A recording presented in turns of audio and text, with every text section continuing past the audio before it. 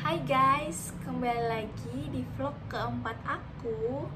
Jadi di vlog keempat ini aku akan membahas mengenai bank garansi. Bank garansi itu memberikan jaminan terhadap kelancaran suatu transaksi atau usaha yang sedang dilakukan di masyarakat. Bagi pihak yang memegang bank garansi akan mendapatkan keyakinan atau rasa aman dari kemungkinan tindakan pihak lain yang merugikan. Lantas, apa sih yang dimaksud dengan bank garansi? Nah, yang pertama kita akan membahas mengenai definisi dari bank garansi. Bank garansi adalah semua garansi yang diterima atau diberikan oleh suatu bank untuk pihak tertentu, baik perorangan atau badan usaha, yang dinyatakan oleh bank akan dipenuhi kewajibannya dari pihak yang dijamin tersebut kepada pihak lainnya selaku penerima jaminan. Bila pada waktu tertentu telah ditetapkan pihak dijamin tidak dapat memenuhi kewajibannya atau pembayarannya atau cedera janji. Jasa perbankan untuk menjamin terlaksananya transaksi yang terjadi antara pihak di luar bank dari kemungkinan resiko yang timbul di kemudian hari semakin diminati kalangan bisnis. Hal ini berjalan dengan perkembangan bisnis yang menuntut adanya integritas antara pihak-pihak yang melakukan transaksi. Bank sebagai pihak yang dilibatkan berada di antara kedua belah pihak dalam memberikan jaminan berupa bank garansi. Mekanisme bank garansi adalah bank menerbitkan garansi setelah ada transaksi sebelumnya. Dalam arti, untuk menerbitkan bank garansi harus ada kegiatan pokok yang dijamin melalui bank garansi. Kegiatan pokok tersebut misalnya, yang pertama adanya suatu pemenangan tender proyek tertentu. Yang kedua, adanya transaksi yang menimbulkan kewajiban membayar pada waktu tertentu di kemudian hari. Kegiatan pokok tersebut memerlukan waktu dan setelah kurun waktu tersebut, pihak tertentu harus memenuhi kewajiban. Untuk menjamin pemenuhan kewajiban di kemudian hari, maka diperlukan jaminan bank, yaitu bank garansi. Di sini kita akan membahas mengenai jangka waktu bank garansi. Bank garansi bisa dikatakan sebagai perjanjian ikutan atau aksesorir. Timbulnya perjanjian bank garansi karena adanya perjanjian pokoknya. Dengan demikian, masa berlakunya bank garansi akan berakhir karena berakhirnya masa berlakunya perjanjian pokok. Jadi dengan kata lain, masa berlaku bank garansi ini akan berakhir kalau perjanjian tersebut juga berakhir, seperti itu teman-teman. Atau berakhirnya bank garansi sebagaimana ditetapkan dalam bank garansi itu sendiri.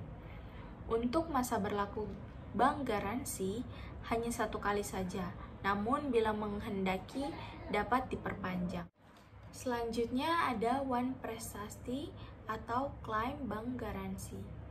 Contoh kasus bank garansi bila pihak yang dijamin melakukan one prestasi atau cedera janji, maka pemegang bank garansi dapat melakukan klaim kepada bank penerbit atas bank garansi tersebut.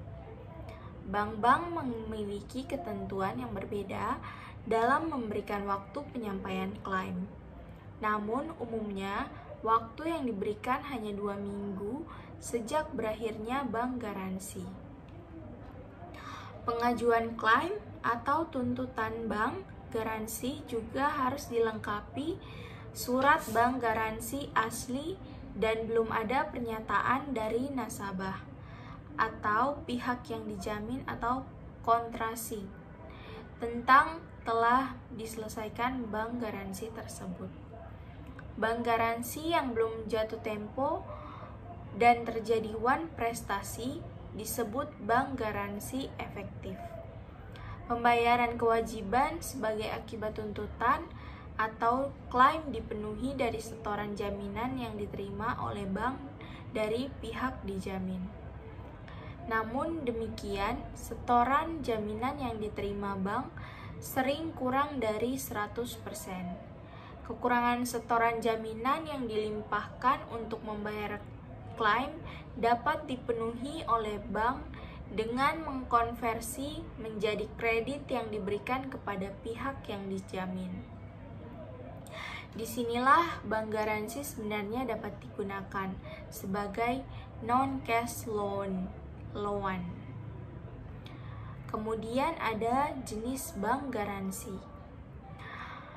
Bank garansi berdasarkan bentuknya dibedakan menjadi yang pertama, penerimaan atau penerbitan jaminan dalam bentuk bank garansi baik dalam rangka pemberian kredit, risk sharing, dan standby loan maupun dalam rangka pelaksanaan proyek seperti bid bonds, performance bonds, and advance payment bonds. Akseptasi atau yang kedua ada akseptasi atau endorsement. Surat berharga yaitu pemberian jaminan atau garansi dalam bentuk penandatanganan kedua atau seterusnya atas vessel dan promise atau accept. Berdasarkan kegunaannya, bank garansi dapat digunakan dalam rangka yang pertama tender, yaitu bank garansi yang diberikan oleh bank untuk para kontraktor maupun level lansir. Yang kedua, perdagangan, yaitu bank garansi yang diberikan kepada pihak pabrikan untuk kepentingan agen atau level lansir produk-produk pabrik tersebut.